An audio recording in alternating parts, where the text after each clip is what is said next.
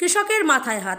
হঠাৎ করে গম ও ভুট্টা জমিতে আগুন লেগে পুড়ে ছাই হয়ে গেল কয়েক বিঘা ফসল। ঘটনাটি ঘটেছে উত্তর দিনাজপুর জেলার ইসলামপুর ব্লকের গোবিন্দপুর গ্রাম পঞ্চায়েত ও সুজালি গ্রাম পঞ্চায়েতের বটিয়াপাড়া এবং জাগিরগঞ্জ গ্রামে। এদিন জানা যায় মাঠে চলছে গম কাটা কাজ। তারই মধ্যে হঠাৎ স্থানীয়রা দেখতে পায় পুরো মাঠে অগ্নিকাণ্ড। স্থানীয়রা আগুন নেভাতে হাত লাগালে আগুন নেভানো সম্ভব হয়নি। ঘটনার খবর দেওয়া হয় ইসলামপুর থানার রামগঞ্জ পুলিশ ও ইসলামপুর দমকল বাহিনীকে। খবর পেয়ে ছুটে আসে পুলিশ ও দমকল বাহিনী। দমকল বাহিনীর একটি ইঞ্জিন এসে আগুনকে নিয়ন্ত্রণে আনে। এই ঘটনায় এলাকায় উত্তেজনা ছড়িয়ে পড়ে।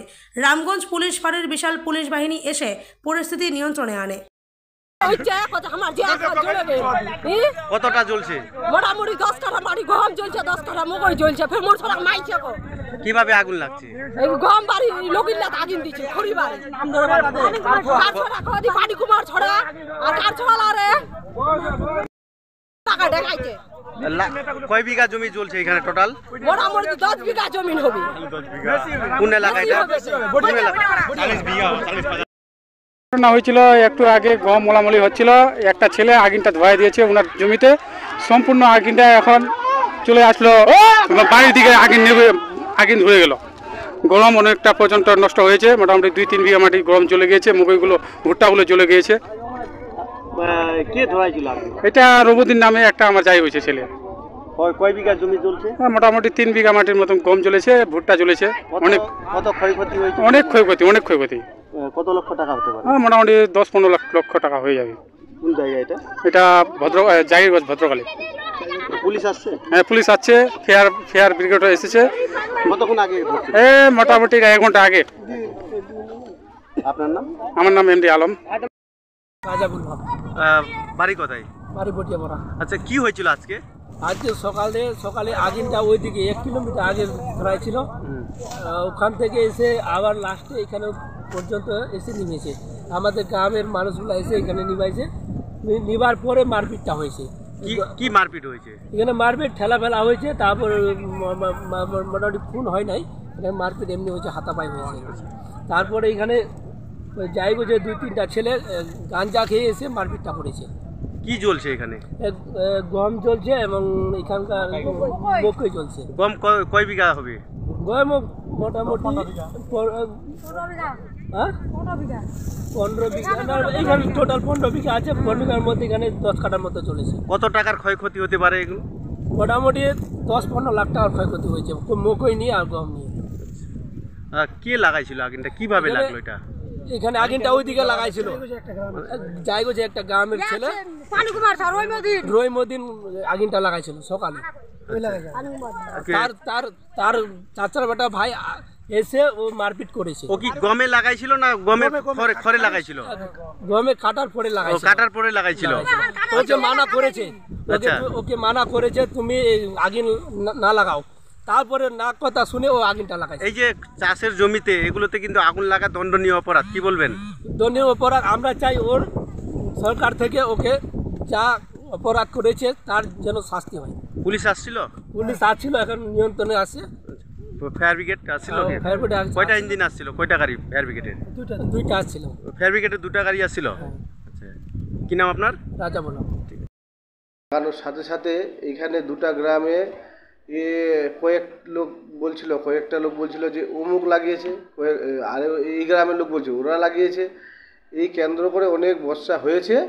তারপরে আমরা যখন যাই, পুলিশ প্রশাসন আসে, তারপরে আমরা বলি যে যেহেতু তোমরা একে অপরকে বলছো, তো এগুলো প্রশাসনের কাছে লিখিতভাবে অভিযোগ করো, আর না হলে এটা বসে মীমাংসা করো। আর এইরকম ঘটনা কেউ যেন আর না করে, আগুন যেন কেউ না লাগায়। এই আগুন লাগানোটা কিন্তু খুব বড় একটা ভুল। কেন ওখানে আশপাশে গ্রামগুলো আছে, রাজবংশী পাড়া আছে, মোমেডান পাড়া আছে 3-4টা, 2টা রাজবংশী পাড়া আছে। এগুলো গ্রামে ঢুকে যেত। প্রায় 500-1000 লোকের মতো ছিল যে আগুনগুলো নিভিয়ে প্রশাসনও ধরেছে। হাত দিয়ে প্রশাসন হেল্প যেটা করেছে আমি দেখলাম আজকে, জাহাঙ্গীরবাবু সক্রিয় হিসাবে ওনার প্রশাসন ভালোই সাথ দিয়েছে। তো এখন এলাকা খুব ভালো আছে, এখন আগুনটা নিভে গেছে। আমি কৃষি দপ্তরকে বলবো, আমাদের ইসলামপুর কৃষি দপ্তর বিডিও সাহেবকে বলবো, বিডিও সাহেব আগে বলবো যে আপনারা যেগুলো ক্ষতি হয়েছে এদের ক্ষতিপূরণের একটা ব্যবস্থা করেন। আমরা সভাপতিকেও বলবো, আমাদের প্রধান আছে দুটা পঞ্চায়েতেরই, আমাদের গোবিন্দপুর পঞ্চায়েত এবং সুজালি পঞ্চায়েত, দুটা পঞ্চায়েতেরই লোকের ওখানে ফসল আছে। কয় বিঘা নষ্ট হয়েছে? প্রায় 40 একরের আপ হবে। কত লক্ষ টাকার ক্ষয়ক্ষতি হতে পারে? ধরেন না 80 লাখ টাকার মতো ক্ষয়ক্ষতি হয়েছে। 80 লাখ 1 কোটি টাকার মতো ক্ষয়ক্ষতি। ওখানে কি সুজালিও আছে? সুজালি, গোবিন্দপুর, এই যে জাগিরগঞ্জ এবং রাজবংশী পাড়া, এরা গোবিন্দপুর, আর বডিয়াপাড়া একটা রাজবংশী পাড়া, আবার সুজালি, আরও অন্যান্য ফকির বস্তি, ওই লালুখোয়া, সবারই আছে ওই জায়গাতে জমি। ইসলামপুর থেকে দমকল বাহিনী কটা ইঞ্জিন আসছিল? একটা এসছিল, কিন্তু প্রশাসন অনেকগুলো ছিল, সবাই ওই এটাকে কী বলে আমরা কাদলি বলি, হ্যাঁ, ওইটা দিয়ে কিছু মাটি খুঁড়ে কিছুটা এরিয়া ওরা করলো, কিছু দমকল বাহিনী এসে করলো, স্থানীয় লোক কিছু হেল্প করলো। অনেক গরিব লোকের ফসল নষ্ট হয়েছে। হ্যাঁ, অনেক নষ্ট কিন্তু হতাশ, তাদেরকে কি আশ্বাস দিচ্ছেন আপনি? আমি দেখলাম কয়েকটা মহিলা কান্নাকাটি করছে, আর কি করে বাঁচবো আমরা, না হয় আমরা মরে যাবো, আমাদের ফসল নষ্ট হয়ে গেল। কে বা কারা আগুন লাগিয়েছে ওটা প্রশাসন খতিয়ে দেখছে। আর বাকি আমি বললাম যে এলাকা পিসফুল রাখার জন্য প্রশাসন ওটাও দেখছে। আশা করা যাক গন্ডগোলটা বাড়বে না। নষ্ট হয়েছে তাদের কি আশ্বাস দিচ্ছেন? ওনারা এডিও অফিস থেকে আমাদের বিডিও ম্যামকে বলবো যে এগুলোদের যেন ক্ষতিপূরণের একটা ব্যবস্থা করা হোক।